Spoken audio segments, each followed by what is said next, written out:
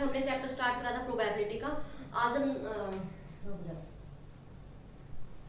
तो guys last time हमने chapter start करा था प्रोबेबिलिटी वाला, उसमें हम इंट्रोडक्शन ऑलरेडी देख ही चुके हैं जो आपने लास्ट वीडियो आई अब देखी होगी। ठीक है, तो आज हम डिस्कस करने वाले हैं basic terminology of probability. Okay, तो इसमें हमारे पास ये इतनी टाइप्स की मतलब टर्मिनोलॉजी है जो हम कोई भी मतलब चैप्टर में कोई भी क्वेश्चन सोल्व करेंगे या कोई कॉन्सेप्ट पढ़ेंगे उसमें हमें इन सिंपल जो टर्मिनोलॉजी यहाँ पे गिवन है वो उनकी जरूरत पड़ेगी। ठीक है, तो उनको पढ़ने से पहले हमें ये वाली डेफिनेशंस पता होनी चाहिए, राइट। तो इसमें फर्स्ट हमारे पास terminology random experiment, okay, second है outcome, third trial and event, exhaustive events or cases, fifth है favourable events or cases, sixth है म्यूचुअली एक्सक्लूसिव इवेंट्स, सेवंथ है equally likely events and last one is independent events. Okay, ये सारी जितनी भी terminology ये एक दूसरे से रिलेटेड है, बट इनमें जो डिफरेंस है वो हमें पता होना चाहिए, जो मतलब बहुत ज्यादा इंपॉर्टेंट है। ठीक है, तो वो हम एक एक मतलब करके हम स्टडी करते हैं। तो फर्स्ट है हमारा क्या, रैंडम एक्सपेरिमेंट। तो what is random experiment, right. तो रैंडम का मतलब हम क्या समझते हैं कि कोई भी चीज मतलब कोई भी हम एक्सपेरिमेंट करें तो वो रैंडमली हो, राइट। तो इसमें फिर भी एक अगर हम डीप में जाए तो वो क्या होता है, देखो रैंडम का मतलब तो हम समझ गए कोई भी रैंडमली हम कुछ भी कर रहे हैं काम, तो कोई भी रैंडमली मतलब जैसे अगर मैं आपको बोलूं कि 1 to 100 में से कोई नंबर उठा के दो रैंडमली, तो आप क्या करोगे, कोई भी जो भी नंबर सामने आ रहा होगा वो उठा लोगे, राइट। और तो रैंडम का मतलब बेसिकली ये हो रहा है यहाँ पे। और जो एक्सपेरिमेंट का मतलब होता है उसको क्या होता है कि अगर आप कोई एक्सपेरिमेंट कर रहे हो लाइफ में, ठीक है, आप एक्सपेरिमेंट कोई भी समझ सकते हो। जैसे आप सिंपल एग्जांपल लेते हैं, आप एक सिक्का है मतलब एक कॉइन है, आप उसको थ्रो कर रहे हो, ठीक है, तो उसमें हमारे पास कितने केसेस आ सकते हैं, मतलब कितनी पॉसिबिलिटी है, वहाँ पे हेड भी आ सकता है, वहाँ पे टेल भी आ सकता है, राइट। तो ये रैंडम एक्सपेरिमेंट को हम उससे रिलेट कैसे करें, ठीक है। तो यहाँ पे देखो हम एक कॉइन टॉस करें जिसकी पॉसिबिलिटी क्या क्या है, यहाँ पे हेड है एंड क्या है, टेल है, ठीक है। तो यहाँ पे देखो रैंडम एक्सपेरिमेंट क्या होता है कि जब भी हम कोई एक्सपेरिमेंट कर रहे हो, ठीक है, उसके आउटकम्स कितने भी हो सकते हैं। जैसे यहाँ पे मैंने कॉइन थ्रो करा तो इसके आउटकम्स क्या क्या हो सकते हैं, हेड भी आ सकता है, टेल भी आ सकता है थ्रो करने पे, बट मेरे को पर्टिकुलरली कोई पता नहीं है, ठीक है। तो आउटकम इसके कई है बट पॉसिबिलिटी हमें पता है कि क्या क्या है, ओके।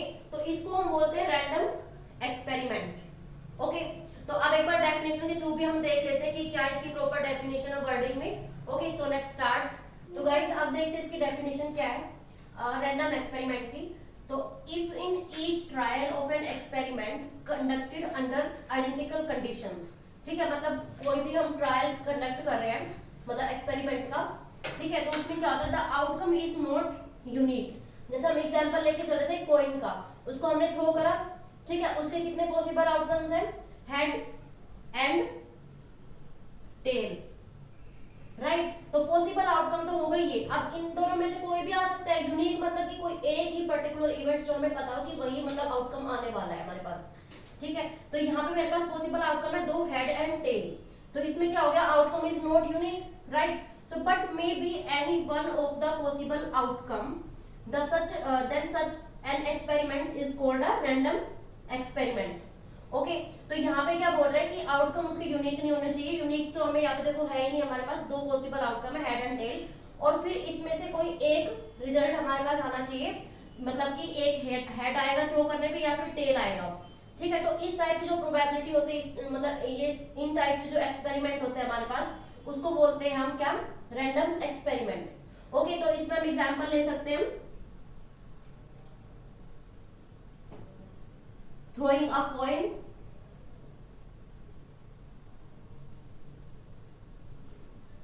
ठीक है। सेकंड हम एग्जांपल ले सकते हैं डाइस वाला, ठीक है। थर्ड हम ले सकते हैं जो पैक ऑफ कार्ड्स हम देखते हैं, ठीक है, कि उसमें से हमारा कोई भी कार्ड आ सकता है। उस तरीके से ये हमारे एग्जांपल्स हो गए किसके, रैंडम एक्सपेरिमेंट के। तो हमारी जो नेक्स्ट डेफिनेशन थी वो थी आउटकम वाली। तो आउटकम बेसिकली क्या होता है कि जैसे रैंडम एक्सपेरिमेंट हम पढ़ रहे हैं, ठीक है, इसमें से जो एक रिजल्ट निकल के आएगा, जैसे कि हमने कॉइन थ्रो करा, ठीक है, इसमें से एक हमारा निकल के आएगा, या तो हेड आएगा या टेल आएगा। तो जो वो आउटकम हमारे पास आ रहा है, मतलब जो रिजल्ट निकल के आ रहा है उसको हम बोलेंगे क्या, आउटकम, ओके। तो एक बार डेफिनेशन के थ्रू भी देख लेते हैं, जैसे हमने ये वाली देखी है, ओके। तो गाइस इसकी डेफिनेशन क्या है आउटकम की, the result of a random experiment. जैसे हम रैंडम एक्सपेरिमेंट कर रहे थे लास्ट टाइम अभी मतलब, तो उसमें हमने कॉइन थ्रो करा था, उसका कोई रिजल्ट आएगा, या हेड आएगा या फिर टेल आएगा, राइट। तो उसका जैसे हमारा वहां पे हेड आ गया, तो जो वो हेड होगा आउटकम होगा, तो यहाँ पे वही बोला है the result of a random experiment will be called an outcome. Okay, तो एग्जांपल हम समझा ही चुके हैं जो अभी हमने कॉइन वाला लिया था। Okay, so now let us move on to the next definition that is trial and events. Okay, तो गाइस नेक्स्ट है हमारा क्या, ट्रायल्स एंड इवेंट्स। ओके, तो इसमें क्या है देखो, any particular performance of a random experiment is called a trial. अब देखो ये हम यहाँ से क्या देख पा रहे हैं कि हर जो टर्मिनोलॉजी मतलब सारी जो टर्मिनोलॉजी अभी तक हम पढ़ रहे हैं, तो हम थर्ड वाली पे आ गए, तो ये क्या है, इंटरकनेक्टेड, मतलब एक दूसरे से क्या है, इंटरकनेक्टेड है, एक दूसरे से रिलेटेड है। ठीक है, तो आपको अगर मतलब एक भी डेफिनेशन यहाँ पे क्लियर नहीं है तो आपको वहाँ पे डाउट आ सकता है। ओके, तो बेटर है कि आप एक एक डेफिनेशन को प्रॉपर तरीके से समझें। तो जो ये इसमें क्या बोल रहा है, any particular performance of a random experiment is called a trial. तो जैसे कि हम कोई भी रैंडम एक्सपेरिमेंट कर रहे हैं, जैसे हमने कॉइन, हम सिंपल वाला वही एग्जांपल लेते हैं ताकि आपके लिए इजी रहे। तो हमने कॉइन थ्रो करा, राइट, वहां पे क्या आ गया, एक मतलब एक बार हम कॉइन थ्रो कर रहे हैं, फिर उसका रिजल्ट आ रहा है हमारे पास। जैसे सपोज वहां पे कॉइन को थ्रो करा हमने, इसका रिजल्ट यहाँ पे मतलब आ सकते हैं क्या क्या, हेड एंड टेल। ठीक है, तो फर्स्ट एक्सपेरिमेंट में मान लेते हैं यहाँ पे क्या आता है, हेड आता है हमारे पास। ठीक है, तो यहाँ पे देखो इसको कैसे समझेंगे, any particular performance of a random experiment. तो हमने एक बार क्या करा, इसे एक्सपेरिमेंट करा, तो हमारे पास क्या आया, हेड। तो यहाँ पे जब फर्स्ट टाइम जो हमने करा, ठीक है, मतलब जैसे सेकंड टाइम हम कर रहे हैं सपोज, तो अब हमारे पास आता है ये टेल। ठीक है, तो ये जो सेकंड टाइम कर रहे हैं, थर्ड टाइम कर रहे हैं, वो पर्टिकुलर परफॉर्मेंस बोली जाएगी हमारी क्या, ट्रायल।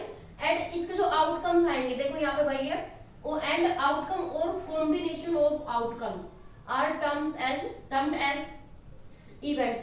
ओके, तो इसमें क्या बोला कि जो भी जैसे हमने पर्टिकुलर परफॉर्मेंस करी उसका कोई क्या आएगा, आउटकम आएगा। तो जैसे हमने फर्स्ट वाला जो एक्सपेरिमेंट करा उसका क्या आउटकम आया, हमारे पास हेड आ गया।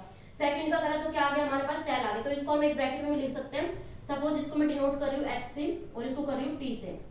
ठीक है, तो इसका क्या क्या आउटकम्स आ रहे हैं मेरे पास, एक बार करने से हेड आ गया, फिर टेल आ गया। ठीक है, इस तरीके से मतलब कि मेरे पास ये आउटकम्स आते जाएंगे।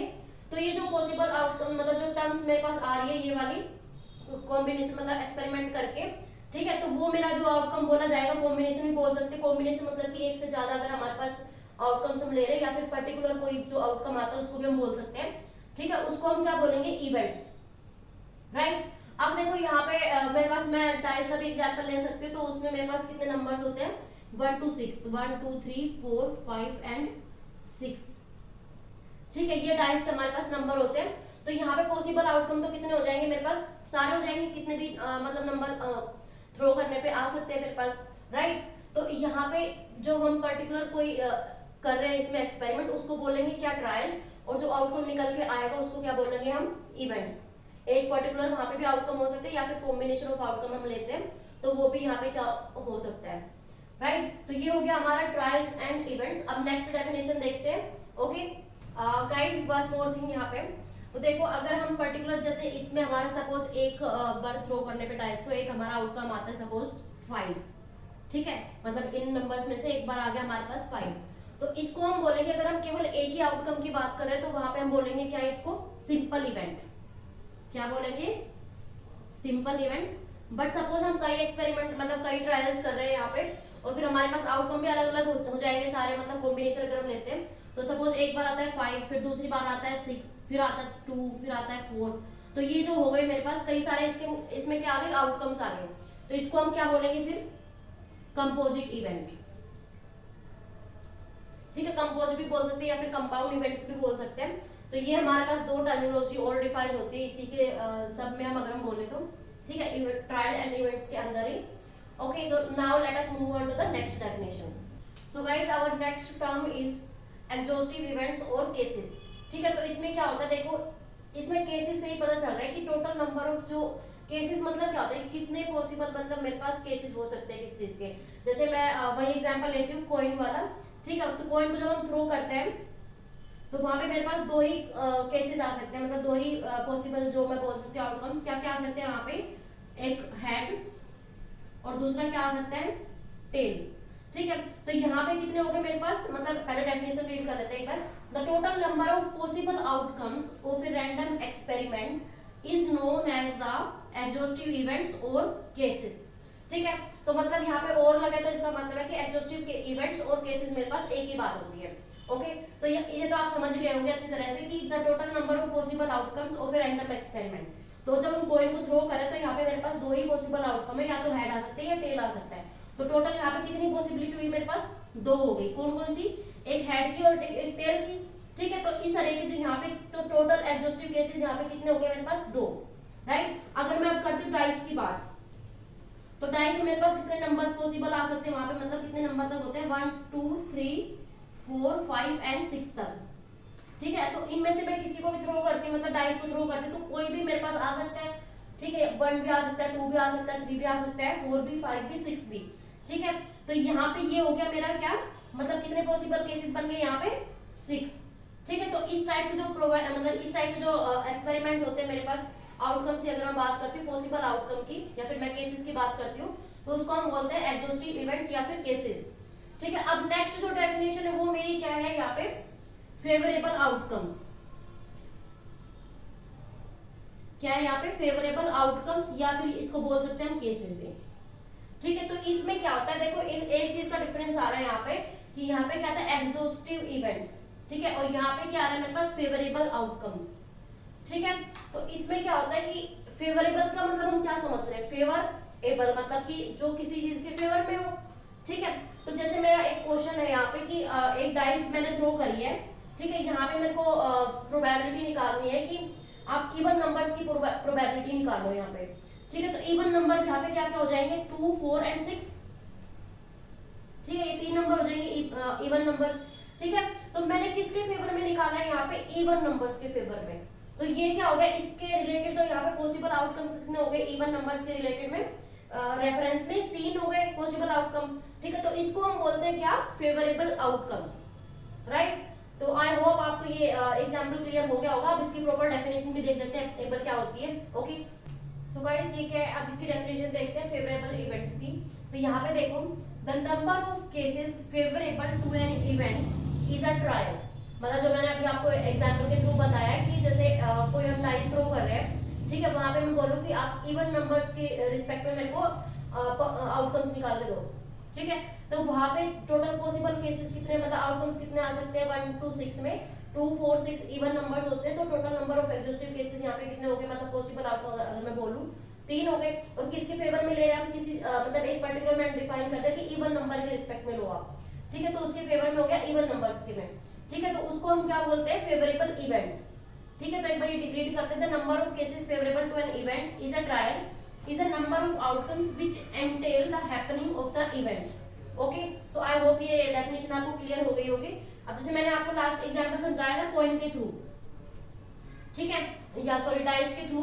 ठीक है, तो यहाँ पे नेक्स्ट एग्जांपल भी अगर हम देख लेते हैं, तो जो कार्ड से रिलेटेड है। ठीक है, तो in drawing a card from a pack of cards, मतलब टोटल कार्ड्स है मेरे पास, उसमें से मैं एक कार्ड ड्रॉ कर रही हूँ। ठीक है, तो टोटल कार्ड्स मेरे पास कितने होते हैं यहाँ पे, 52। ठीक है, 52 में कितने कितने होते हैं, 26 मेरे पास रेड कार्ड्स होते हैं। ठीक है, 26 और 26 हम इसको अलग अलग से मतलब डिफाइन करते हैं, ये हमारे पास ब्लैक हो गए। ठीक है, तो यहाँ पे देखो अब मेरे पास 26 में भी 13 13 का ग्रुप होता है। ओके, ऐसे हमारे पास इसमें होता है, राइट। तो यहाँ पे देखो डेफिनेशन ये एग्जांपल के थ्रू चलते हैं। In drawing a card from a pack of cards the number of cases favourable to drawing an S.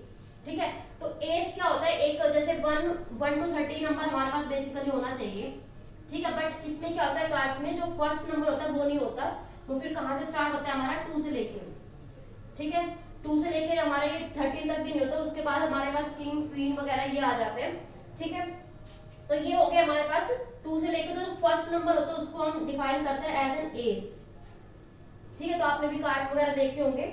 तो ये अगर हम सारे कार्ड्स की बात करें तो एक एस हमारा इसमें होगा, एक इसमें होगा, इसमें जो ग्रुप बनेगा 13 का। ठीक है, तो टोटल जो एस हो गए वो कितने हो गए मेरे पास, 4। ठीक है, तो इसलिए यहाँ पे बोला है कि इसके कितने पॉसिबल आउटकम्स हो गए मेरे पास, 4। अब नेक्स्ट हम देखते हैं कि 4 ड्रॉइंग अ स्पेड। ठीक है, तो इसमें हमारे पास स्पेड कितने होते हैं, 13 जैसे हमने बोला यहाँ पे। ठीक है, ऐसे हमारे पास 13 इसमें हो गई। तो ये जो 13 कार्ड्स होते हैं एक तरह से वो होता है मेरा 13। ठीक ठीक है, मतलब टोटल नंबर ऑफ स्पेड्स जो होते हैं वो मेरे पास 13 हो गए यहाँ पे।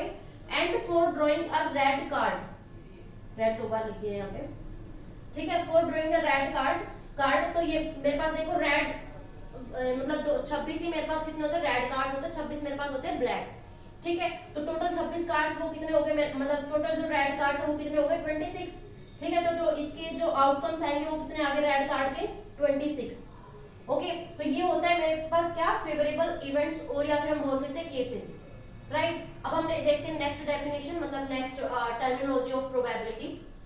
सो गाइस हमारे नेक्स्ट टर्म है म्यूचुअली एक्सक्लूसिव इवेंट्स। तो इसमें बेसिकली क्या होता है कि जैसे मैं इवेंट वो गोइंग थ्रू कर रही हूँ, ठीक है, तो यहाँ पे मेरे पास 2 पॉसिबल आउटकम होते हैं जो आपको अभी तक अच्छी तरह पता चल ही गया है, एक हेड होता है एक टेल होता है, ठीक है।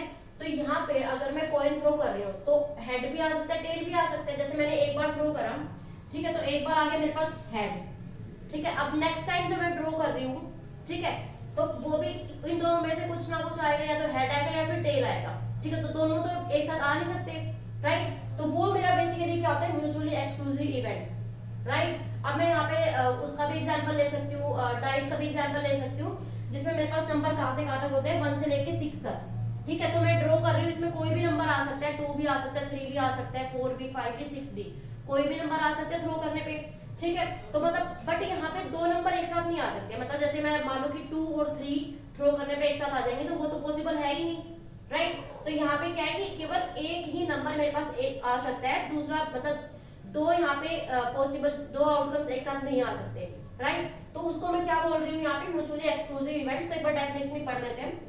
Events are said to be mutually exclusive or incompatible, मतलब म्यूचुअली एक्सक्लूसिव को ही हम बोलते हैं incompatible, if the happening of any event, मतलब कोई भी any one of them precludes the happening of all the others. मतलब क्या बोल रहा है कि जैसे मेरा यहाँ पे आ गया, सपोज यहाँ पे 2 आया थ्रो करने पे, ठीक है, तो इसने 2 ने आने से पहले जितने भी नंबर थे उनको हटा दिया, बिल्कुल साइड में कर दिया, 2 यहाँ से निकल के आया है, राइट। तो मतलब कि सबको हटा के केवल एक ही मेरे पास यहाँ पे नंबर आ रहा है 2, ठीक है। Happening of all the others that is, और हम कैसे बोलते हैं, इफ नो 2 और more of them can happen simultaneously in the same trial. मतलब कि अगर मैं कोई रैंडम एक्सपेरिमेंट या फिर मैं ट्रायल बोल सकती हूँ, ठीक है, ट्रायल कर रही हूँ, तो वहां पे मेरे पास 2 या 2 से ज्यादा नंबर नहीं आ सकते, केवल एक ही नंबर वहां पे आउटकम एज आउटकम आना चाहिए, ठीक है। तो वो होता है मेरा क्या म्यूचुअली एक्सक्लूसिव इवेंट्स। अब जो नेक्स्ट टर्म है वो मेरी क्या है यहाँ पे इक्वली लाइकली आउटकम्स, ठीक है। तो इक्वली लाइकली आउटकम्स से आप वर्ड से समझ रहे होंगे यहाँ पे क्या होता है, फिर ठीक है अभी मैं एक्सप्लेन करती हूँ, ओके। सो लेट अस सी। तो गाइस हमारा जो नेक्स्ट टर्म है वो क्या है इक्वली लाइकली इवेंट्स, ओके। तो यहाँ पे देखो वर्ड से हमें क्लियर हो रहा है कि इक्वली लाइकली इवेंट का मतलब क्या होता है। इक्वली मतलब क्या है इक्वल इक्वल, ठीक है। अब हम इवेंट पढ़ रहे हैं, प्रोबेबिलिटी पढ़ मतलब इसमें इसकी टर्म्स पढ़ रहे हैं, ठीक है। तो इसमें क्या हो रहा है कि इक्वली लाइकली इवेंट्स का मतलब यहाँ पे क्या होता है इक्वली मतलब इक्वल इक्वल, ठीक है। इवेंट्स मतलब कि जो भी हम इवेंट्स कर रहे हैं यहाँ पे ट्रायल वगैरह से निकाल के जो आउटकम्स हमारे पास आ रहे हैं, ठीक है, उनके क्या है इक्वल चांसेस है, ओके। तो इस वर्ड से हमारे यहाँ पे क्लियर क्या हो रहा है कि यहाँ पे सबके इक्वल चांसेस है। जैसे मैं कोइन भी थ्रो कर रही हूँ, ठीक है, तो यहाँ पे टेल भी आ सकता है, हेड भी आ सकता है। तो यहाँ पे जैसे मेरा सपोज यहाँ पे हेड आ रहा है एक बार, ठीक है, तो एक बार हेड आ गया उसका टेल पे कोई इफेक्ट नहीं पड़ रहा, ठीक है। अब मैं नेक्स्ट इस पे एक्सपेरिमेंट करती हूँ। सपोज एक बार हेड आ गया मेरे पास, अब से दूसरा एक्सपेरिमेंट करूंगी, ठीक है। अब यहाँ पे सपोज मेरे पास दोबारा से हेड आता है, तो इस हेड का इस पे कोई असर नहीं पड़ेगा, ठीक है। सबके मतलब इन दोनों पे कोई भी मतलब वो नहीं है, दोनों के इक्वल चांसेस है आने के, हेड भी आ सकता है टेल भी आ सकता है, राइट। तो एक बार डेफिनेशन देखते हैं। So outcomes of a trial are said to be equally likely if taking into consideration all the relevant evidence there is no reason to expect one in preference to the other. तो इसका मतलब यही है कि हम किसी भी side एक तरफ नहीं हो सकते, मतलब कि बोल सकते कि बायसनेस यहाँ पे शो नहीं हो सकती, राइट। तो बायसनेस का मतलब क्या है कि हम एक साइड नहीं हो सकते, राइट। तो यहाँ पे वही है कि जैसे मैं दूसरा एग्जांपल लेती हूँ, सपोज डाइस वाला, ठीक है। तो यहाँ से मेरे पास यहाँ पे 1 to 6 नंबर होते हैं यहाँ पे, ओके। तो यहाँ पे कोई भी जैसे जिसमें थ्रो करे तो कोई भी नंबर आ सकता है, लाइक 2 भी आ सकता है, 1 भी आ सकता है। तो जैसे 1 आ रहा है 2 के ऊपर इसका कोई असर नहीं है, ठीक है, कोई भी नंबर आ सकता है, सबके क्या इक्वल चांसेस है, राइट। तो वो होता है मेरा क्या equally likely events, okay. So now I hope ये वाली डेफिनेशन आपको क्लियर हो गई होगी। Now let us move on to the last term, okay. That is independent events, right. So guys हमारा जो लास्ट टर्म है वो क्या है, इंडिपेंडेंट इवेंट्स, ठीक है। तो इंडिपेंडेंस वर्ड से ही क्लियर हो रहा है कि वो किसी चीज पे डिपेंड नहीं कर रहा, इवेंट्स, ओके।